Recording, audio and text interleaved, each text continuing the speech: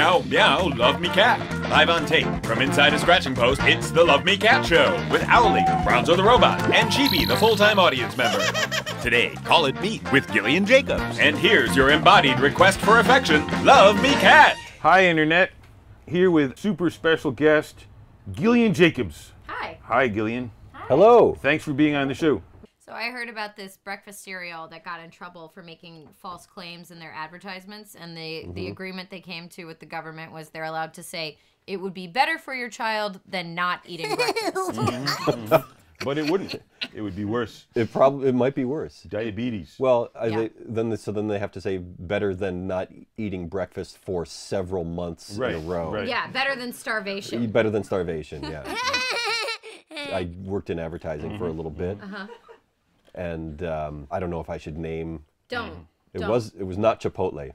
It was but it was in the same space, if you will. Outer space. Burrito space. A Mexican fast casual restaurant, and there's an email that I still have on my computer. The subject line is "Good news, we can call it meat." What was it? What was it? They had to get special permission from someone. I don't know who. The FDA, or Yeah, I don't know, yeah. CDC. What could it have been? Was it a scab? Well, good news, we could call it meat. A moist scab, but not a dry one.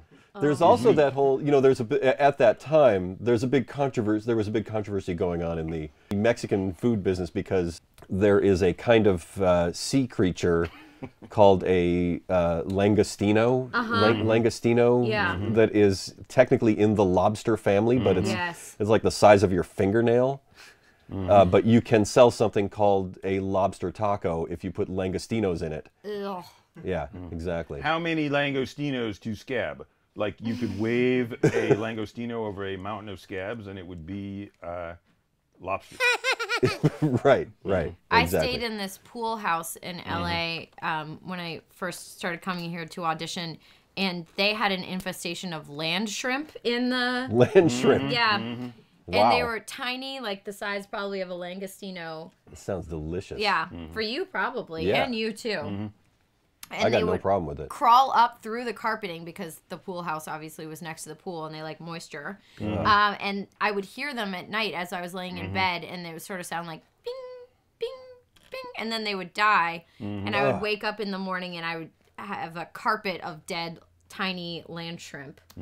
Why were they dying? When they died, They needed to be near the moisture, but they also felt compelled to crawl up through the carpet. I don't know. Yeah, this is well, look, if you're calling yourself a land shrimp, then get with the program. Live on land. But isn't it Don't to your die on benefit land. that they're committing suicide? You could just Yeah. swoop down and eat them.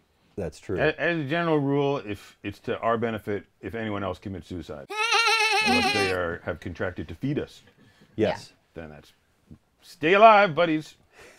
Don't commit suicide. Yeah. Bring dinner. Hey everyone, thanks for watching the show. Don't forget to click subscribe. For every subscription, Bronzo will do a laser drum solo.